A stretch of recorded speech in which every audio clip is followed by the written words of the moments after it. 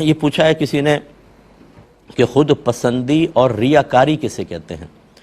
دیکھیں، ریا کا تو مطلب ہوتا ہے دکھاوا کرنا، یعنی جس عمل سے اللہ تبارک و تعالیٰ کی رضا حاصل ہو سکتی ہو، اس سے ہم اللہ کی رضا کے علاوہ کوئی اور چیز حاصل کرنے کا ارادہ کریں، دنیا کی چیز دیگر۔ مثال کے طور پر نماز کو اس لیے پڑھ رہا ہے تاکہ لوگوں میں معروف ہو جاؤں، لوگ میری تعریف کریں۔ کوئی اس لیے کثرت سے ذکر کرتا ہے کہ میں کثرت سے ذکر کرنے والا مشہور ہو جاؤں، لوگ مجھے اپنی مجالس میں بلائیں، مجھ سے دعائیں کروائیں۔ وہ اس لیے صدقہ کرتا ہے تاکہ اسے سخی کہہ لیا جائے۔ تو یہ ایک شرک خفی کہلاتا ہے، یعنی پوشیدہ شرک۔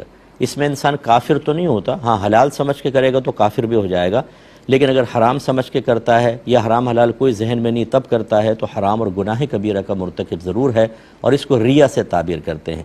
تو ریا کا ویسے لفظی معنی ہوتا ہے دکھاوا، لیکن کوئی بھی ایسا عمل جو اللہ تعالیٰ کی رضا کو حاصل کرنے میں معاون ہو سکتا ہے، اس سے جب ہم دنیا حاصل کرنے کا ارادہ کریں، وہ چاہے تعریف ہے، چاہے وہ دکھا کے کریں، چاہے ہم کوئی نقصان سے بچنا چاہتے ہیں، چاہے کسی سے فائدہ حاصل کرنا چاہتے ہیں، سب ریا کے اندر ہی آتا ہے۔ اور عجب و خود پسندی یہ ہوتا ہے کہ انسان کوئی بھی اللہ کی کسی نعمت پر یہ سمجھے کہ یہ میرا ذاتی کمال ہے، یہ ہے عجب و خود پسندی، ذاتی کمال۔ اللہ کا کمال نہ سمجھے بلکہ اپنا کمال سمجھے، اس کو مذہب نے ناپسند کیا ہے۔ پھر جس نعمت کے اوپر وہ خود پسندی کا شکار ہے وہ دو طرح کی ہوتی ہیں، ایک وہ کہ جو اس کے قدرت و اختیار میں نہیں تھی، اللہ نے عطا فرمائی، جیسے کسی اعلیٰ خاندان میں پیدا ہو جانا، مالدار گھر میں پیدا ہو جانا، حسن و جمال کا عطا کیا جانا، ذہن کی تیزی، فہم کی تیزی ہوتی ہے، یہ چیزیں جو ہیں، اور قد کاٹ اچھا نکل آیا، خوبصورت بدن ہو گیا، اس نے کوئی محنت نہیں کی تھی، یہ تمام کے تمام وہ چیزیں ہیں کہ جو گاڈ گفٹڈ ہوتی ہیں کہنا چاہیے، اور اس میں ہماری قدرت اور ہمارے عمل کو کوئی دخل نہیں ہوتا۔ اس پہ عجب و خود پسندی تو انتہائی حماقت ہوتی ہے۔ معذرت کے ساتھ بعض بہنوں کے ایک بیٹا، دو، تین ہو جائیں، وہ سمجھتی ہیں کہ یہ میرا کمال ہے۔ بھئی آپ کا کہاں سے کمال آیا؟ آپ نے بیٹے پیدا کیے ہیں، بیٹا تو اللہ تعالیٰ عطا فرماتا ہے، اگر آپ کی بیٹیاں ہو جاتی تو کیا آپ اس کو روک سکتی تھیں؟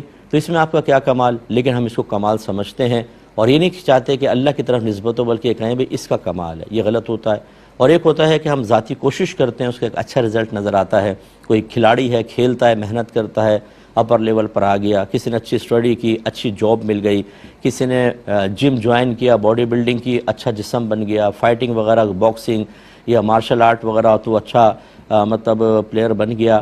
تو اب یہ اس میں اگرچہ اس کی اپنی محنت بھی شامل ہے، لیکن کمال صرف اللہ تعالیٰ کا ہے، ورنہ اس درجہ کمال تک آپ نہ پہنچ پاتے۔ اس میں بھی یہ نہیں کرنا چاہیے کہ یہ میرا کمال ہے، بلکہ ہر دفعہ یوں ہی کہنا چاہیے اللہ کا کمال ہے۔